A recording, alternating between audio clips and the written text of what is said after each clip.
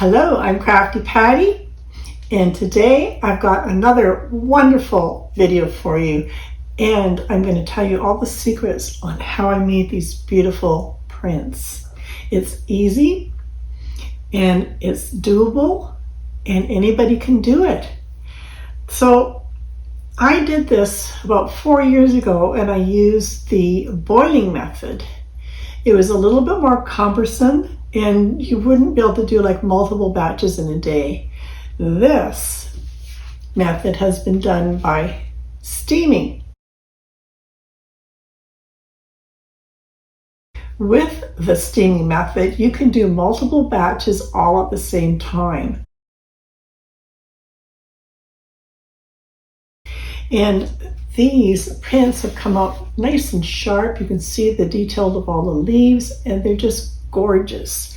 So I'm going to share with you how I produce all these beautiful prints. What I used, all the foliage, the flowers, and I'll share it all with you. So keep watching and let's make some gorgeous eco prints together.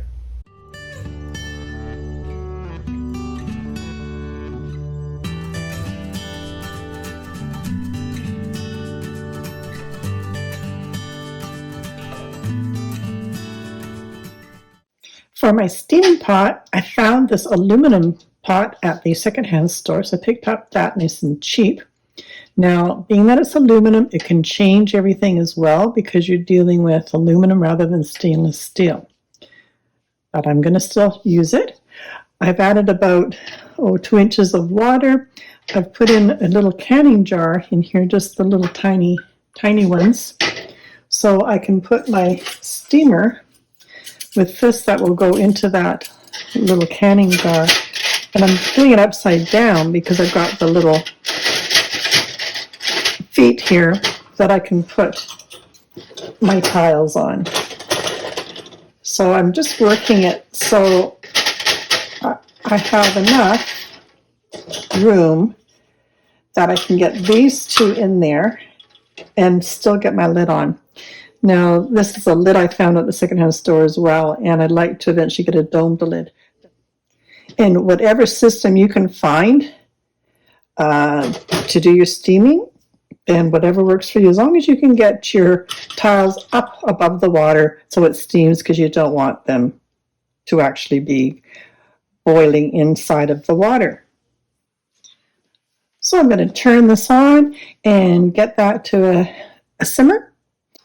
We need to pre-treat our papers so it helps the dyes penetrate into the fibers. And what I'm going to be using is alum, also known as PAS or potassium aluminum sulfate. You can buy this online at your art stores or even in a little tiny container in your grocery store because it's also used for making pickles. I will leave all the links in the description box below, so don't worry about writing down all the supplies. And I put 1 quart of water here, and I'm going to use 1/4 cup of the alum. I have some warmer water in this canning jar, so I'm just going to place it in here. And the hot water in the jar will just help it to mix better. And then I'll add it to my 1/4 water here.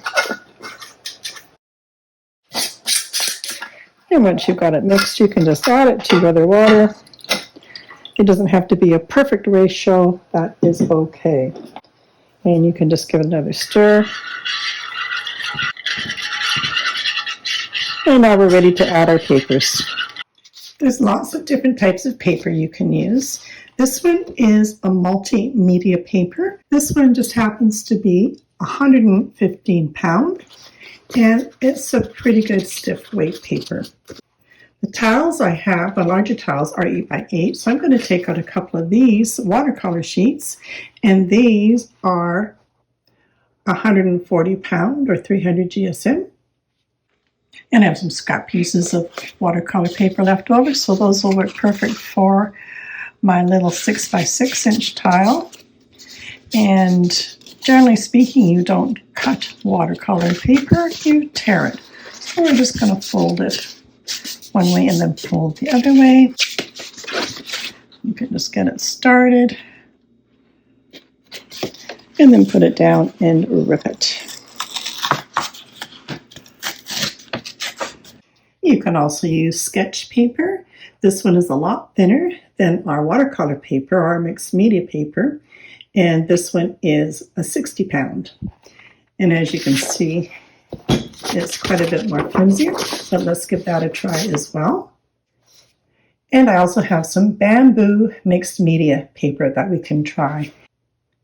And this bamboo paper is 125 pound weight or 265 GSM. I now have cut a variety of different papers, 8x8 to fit my larger tile, and about 6x6 or smaller for my little tile. I've got my alum water here, so I'm just going to place my papers in here and we'll let this soak for about 30 minutes.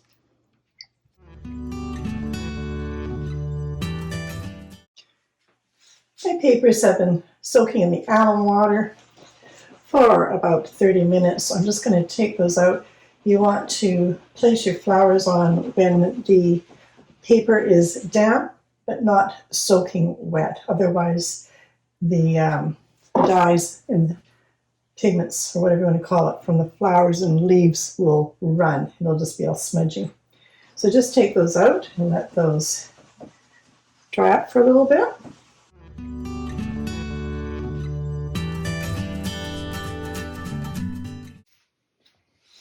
This is what I found in my yard. If you don't have any flowers in your yard, you can always go to a florist, ask them what they're throwing out for the day. They might be able to give you something.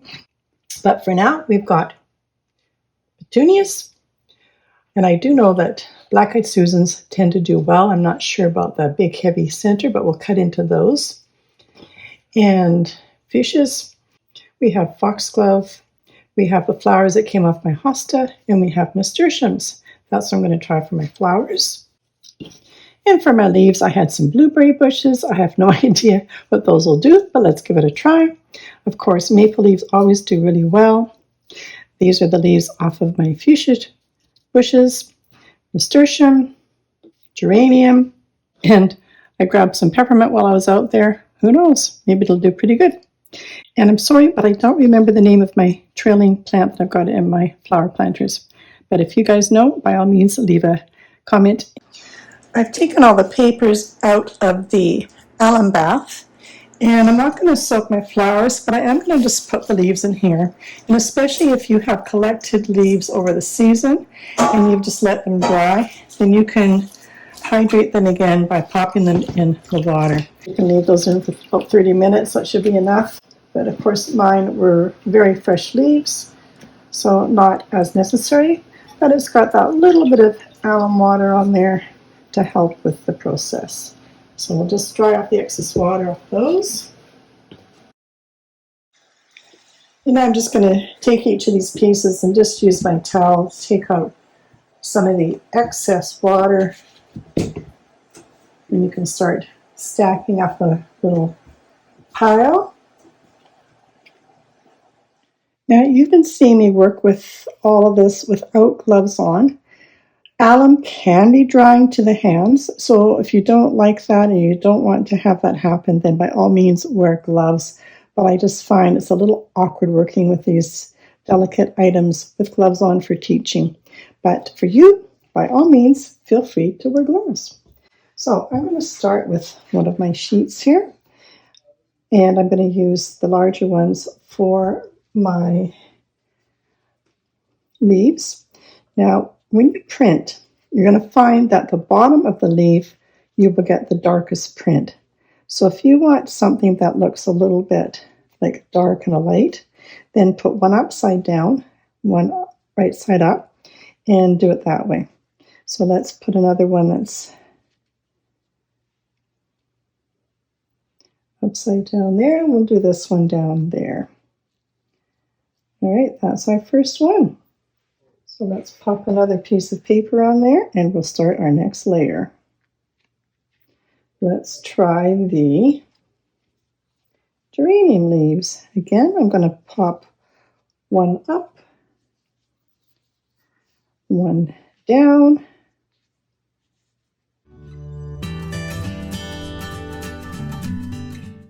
Now, you'll notice that what will happen is you will get an imprint on the other paper that I'm going to put on top of here. So you'll get two imprints. Grab another piece to go over top. And this one, I didn't have one that was quite big enough. So I'm just going to add an extra little piece there. That will cut up the design, but it'll make it more flatter for my next layer. So let's try our maple leaves now.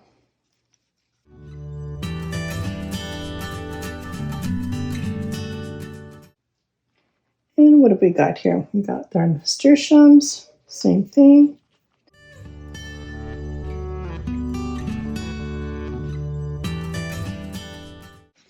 This is the really thin sketch paper. I'm not sure how that's going to work in here, but we're going to give it a try. And we've got the blackberry leaves. Do one up, one down. And we'll fill it in with the fuchsias.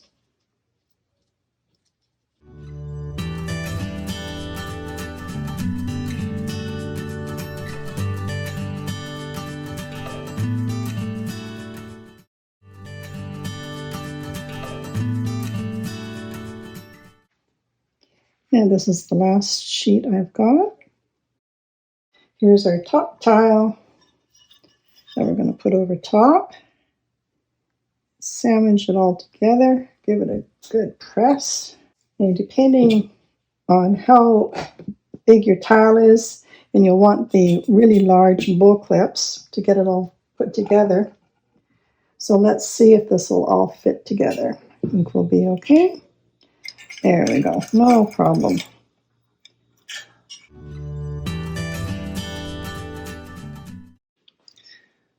I've heard that the black-eyed Susans do really well for eco printing, so I really wanted to try it. But like I said before, I'm concerned about this really big center on it. But for sure, we're going to take off the stem off the back here. And I think what I'm going to do, I just want to see by pressing on it how far that's going to go down. And again, I'm going to press this really down hard.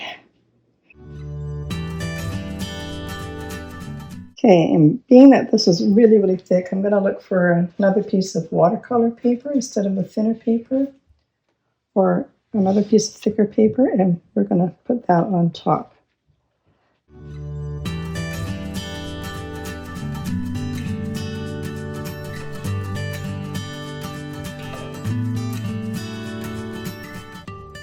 Even though it might look pink, it might come out something totally different.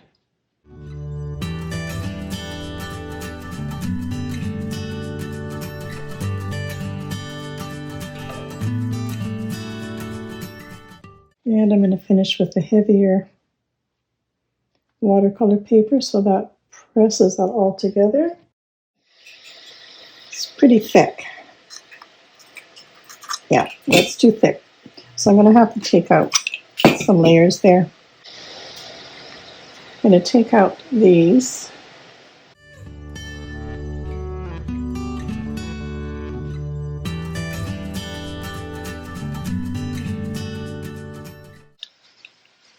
All right, there's our flower sandwich.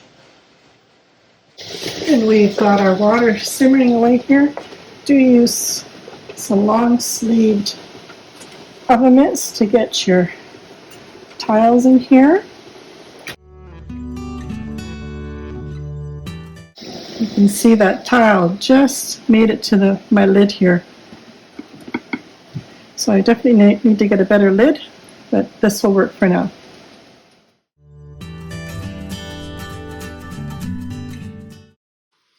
And I'll just remove the pot off of that heat. And we'll let that cool down a bit so it's easier to handle.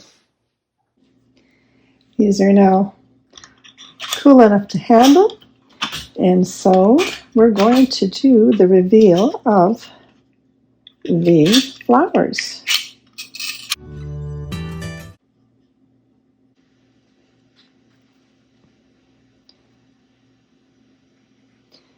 Wow. Okay, I'm just going to be able to probably have to take these to the sink, and I'm just going to get these off with water. And some really beautiful imprints here, and it's amazing how the different colors have come up. You get the yellows and then you get the greens. I'll rinse off the rest and we'll give you the final reveal. And as far as paper goes, this was the bamboo paper, this was the watercolor paper, and I believe this was the mixed media paper. Well, I would say steaming is a way better method than boiling, like I did 4 years ago.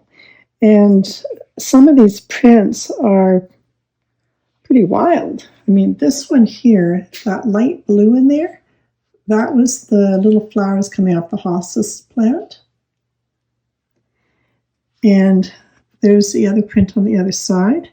I believe this would have been a petunia in the middle, and these are all the foxglove. And this one, I believe it would have been like this together, and then opening it up. So there's your one print on the one side and one on the other. Not as good on that side. This was the Black-Eyed Susan, and this is the one side where it was probably face up, and this is face down, I believe, as these would have been together, like so. And then you open them up. Well, maybe more like that. And so those made a fairly good print. I missed a little bit here, but I was worried about that because I thought that because it was so bulky, it wouldn't hold the whole section of the paper together.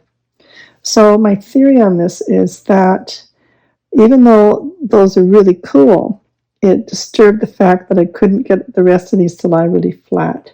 And this is the sketch paper. It's just too flimsy, and it tore when I started to peel it off. So probably not, it'd be okay for a barrier paper that you don't care about. And now for the reveal of the leaves. And I can see already it's done a lovely print down in here. And I'm going to take these again, and I will clean these off in the sink, and then I will show you the final reveal. And here's the reveal of the leaves. This one was the peppermint leaves. They didn't do too bad. This is on the sketch paper, very thin, but it's holding together. And you can see the reverse of the front side and the back side. And that's a good example of that again, where here's your back side and there's your front side. So as you can see, the front runner is the maple leaves. They print beautifully, and I knew they would. It's one of the flowers or one of the leaves that does very well. Any type of maple leaf, but especially the Japanese maple. And if you don't want any bleed through to the other side, then of course then you have to put separate layers in between each print. But I don't actually mind the bleed through, because then you've got this you've got the maple leaf on top of the, I believe that was the geranium. This was a hydrangea leaf. Again, see the reverse where you don't get much of a print, but on the other side you do. These are the nasturtium leaves. Look at the bright yellow. It's such a vivid yellow that came from that.